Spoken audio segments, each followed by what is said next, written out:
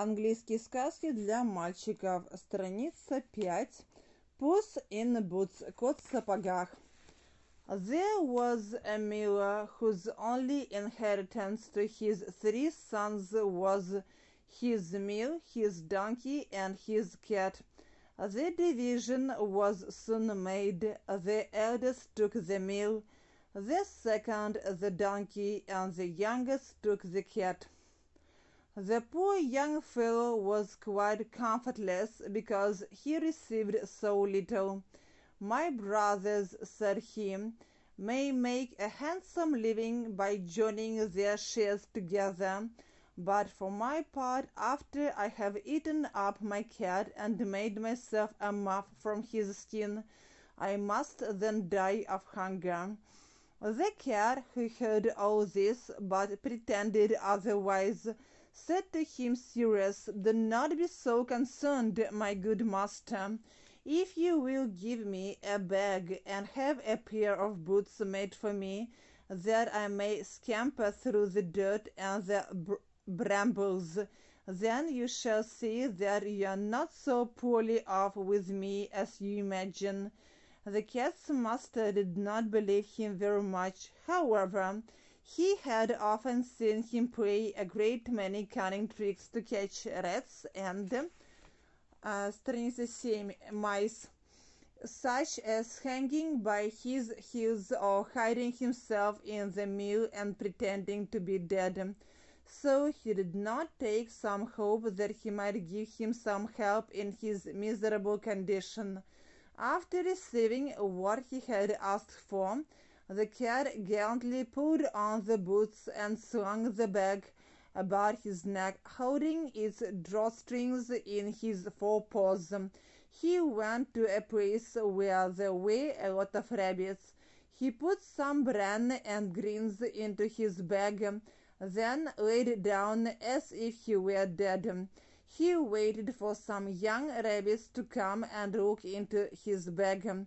Soon a rash and foolish young rabbit jumped into his bag, and the master cat immediately closed the strings, then took and killed him without pity.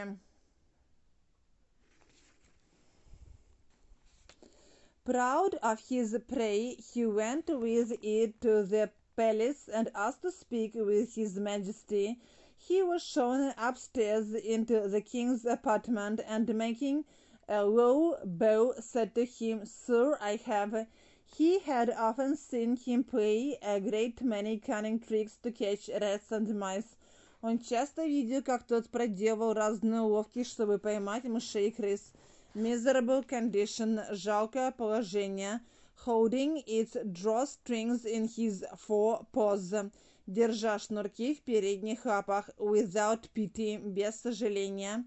He was shown upstairs into the king's apartment. Его провели наверх в покой короля. Low bow, низкий поклон. Страница 8. My noble lord, мой благородный лорд. A brace of partridges, пара куропаток. From time to time, время от времени. To take game, приносить добычу. For certain, наверняка.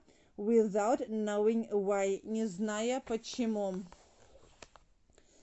Brought you a rabbit from my noble lord, the master of Carabas, for that was the title which the cat was pleased to give his master.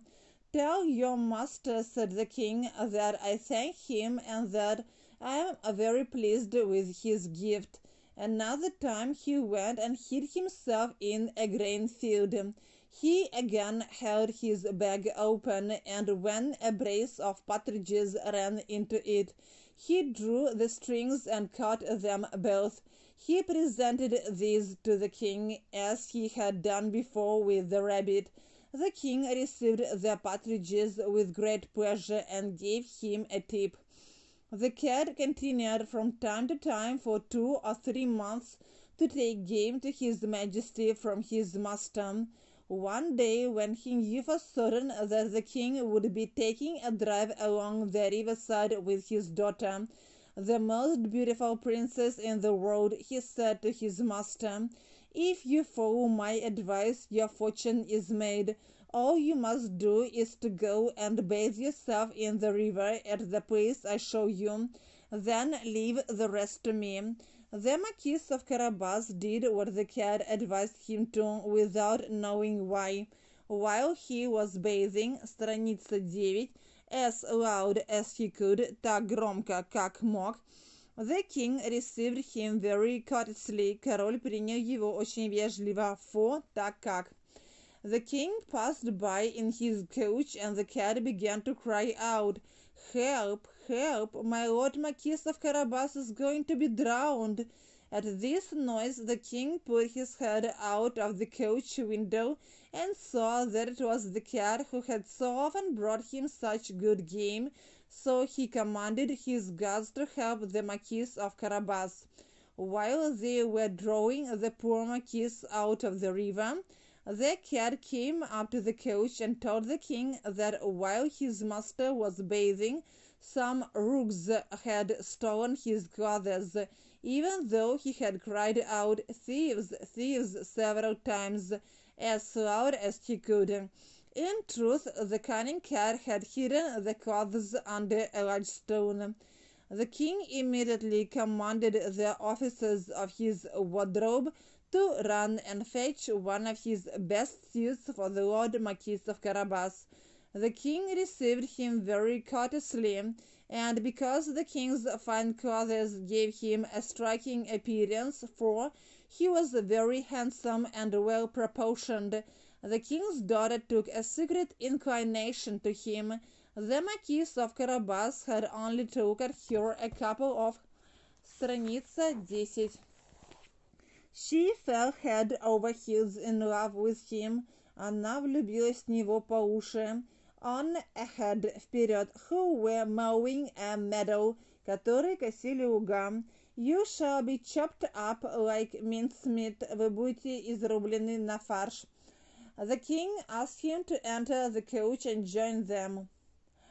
The cat ran on ahead. Meeting some countrymen who were mowing a meadow, he said to them, "My good fellows, if you do not tell the king that the meadows you are mowing belongs to my lord Marquis of Carabas, you shall be chopped up like mincemeat."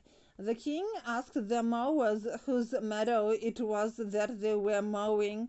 "It belongs to my lord Marquis of Carabas," they answered all together, because the cat had frightened them.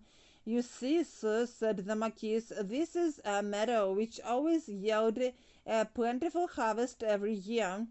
Their master cat, still running on ahead, met with some reapers and said to them, "My good fellows, if you do not tell the king that all this grain belongs to the Marquis of Carabas, you shall be chopped up like mincemeat." Страница 11.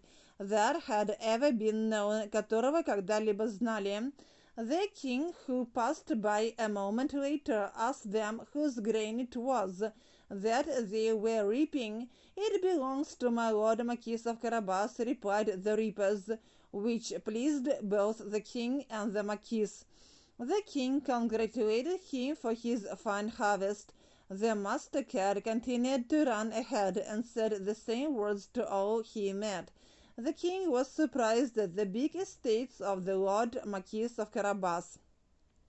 The master cat came at last to a castle, the lord of which was an ogre, the richest that had ever been known.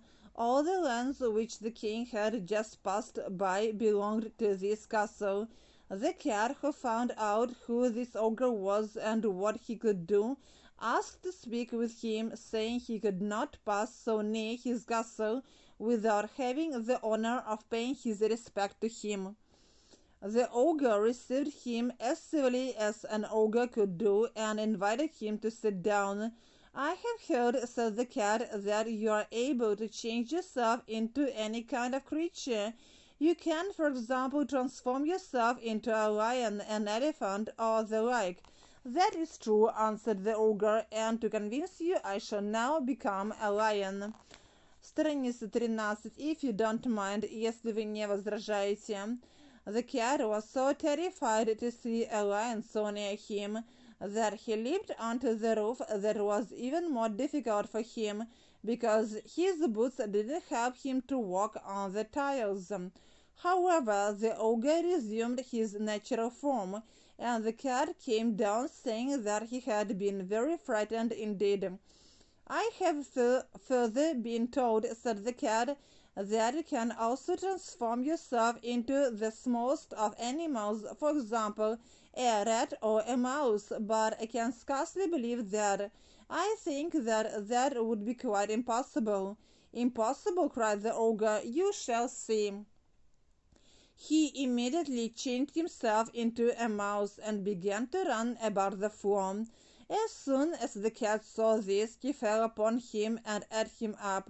Meanwhile, the king, who saw this fine castle of the ogres as he passed, decided to go inside.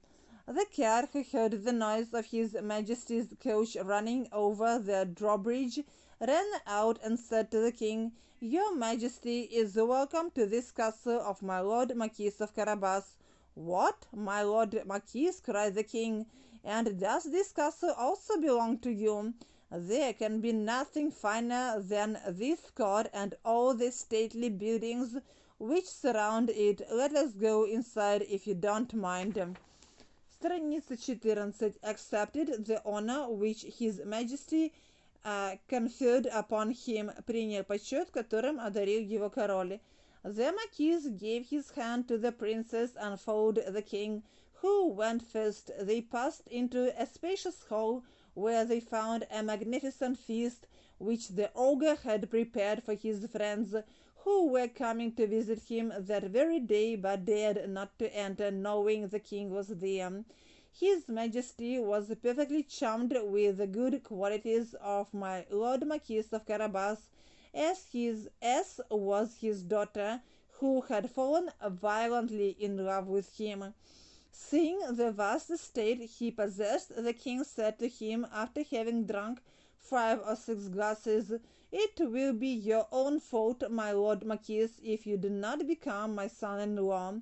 The Marquis, making several low bows, accepted the honor which his majesty conferred upon him, and that very same day married their princess. The cat became a great lord, and never again ran after mice, except for entertainment.